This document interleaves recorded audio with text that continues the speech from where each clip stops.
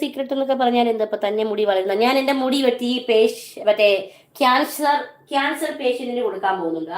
ആർക്കെങ്കിലും വേണമെങ്കിൽ പറയാം. എന്നെ രണ്ടുപേരും കോണ്ടാക്ട് ചെയ്തായിരുന്നു മുടി കൊടുക്കുന്നുണ്ടോ എന്ന് ചോദിച്ചിട്ട്. നിങ്ങൾക്ക് ആർക്കെങ്കിലും വേണമെങ്കിൽ പറ, ഞാനിത് മുടി വെട്ടി തരാൻ റെഡിയാണ് കേട്ടോ.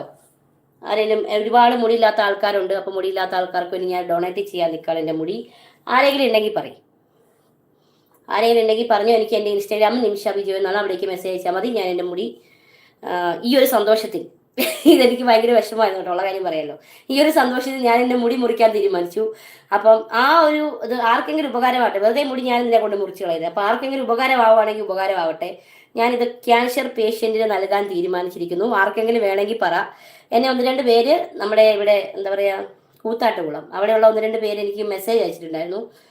അപ്പോൾ അവർ വന്ന് മുറിച്ചെടുത്തോളാം പറഞ്ഞു. അപ്പം നിങ്ങൾക്ക് ആർക്കെങ്കിലും വേണമെങ്കിൽ നിങ്ങൾ പറ. ഇവിടെ അടുത്ത് വല്ലതും ആണെങ്കിൽ നിങ്ങൾ അത്രയും ദൂരത്തുനിന്ന് വരണ്ടല്ലോ, ഇവിടെ അടുത്തേക്ക് വന്നാൽ മതിയല്ലോ. അപ്പോൾ ആർക്കെങ്കിലും വേണമെങ്കിൽ ഞാൻ ഇത് മുടി മുറിച്ച് നൽകാൻ തീരുമാനിച്ചിരിക്കുന്നു. ഞാൻ കാത്തു സൂക്ഷിച്ച് വളർത്തിയ എൻ്റെ മുടിയാണ്.